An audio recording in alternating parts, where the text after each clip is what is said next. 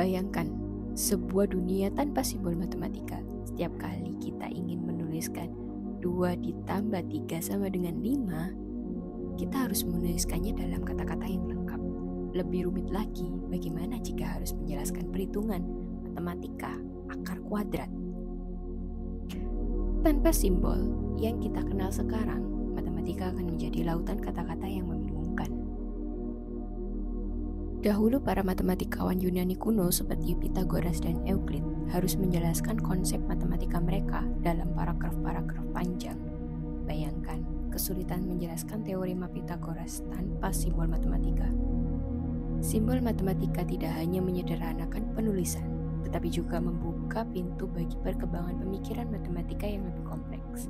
Sebagaimana bahasa memiliki huruf dan tanda baca, matematika memiliki alfabetnya sendiri yang universal agar mudah dipahami oleh semua orang. Maka dari itu, kita akan mengenal sebuah biografi singkat Al-Qalasadi, seorang ilmuwan matematika asal Spanyol yang memberikan kontribusi besar dalam penggunaan simbol matematika. Beliau dikenal sebagai salah satu matematikawan muslim yang berpengaruh pada abad ke-15.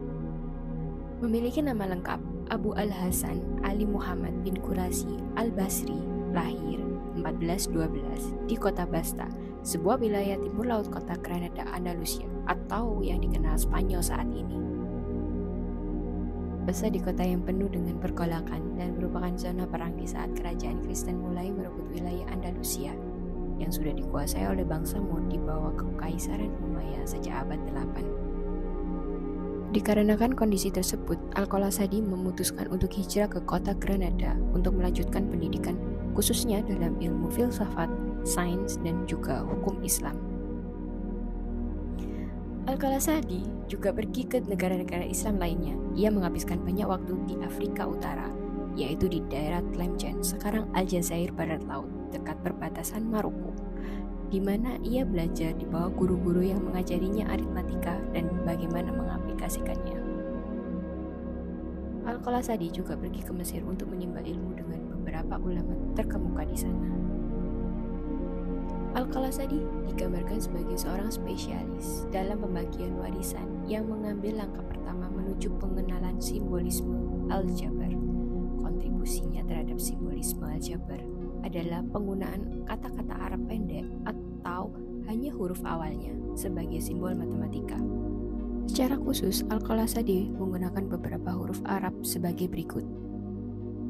Huruf wa atau waw berarti dan digunakan sebagai simbol penjumlahan.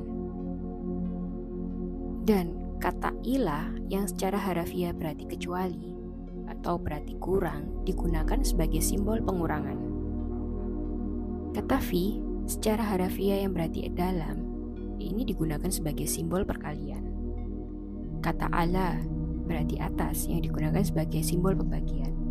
Huruf jim yang mewakili jada yang berarti akar digunakan sebagai simbol akar. Huruf shin yang mewakili syai yang berarti benda digunakan untuk menjelaskan sebuah variabel x. Huruf mim yang melambangkan mal digunakan sebagai simbol persegi.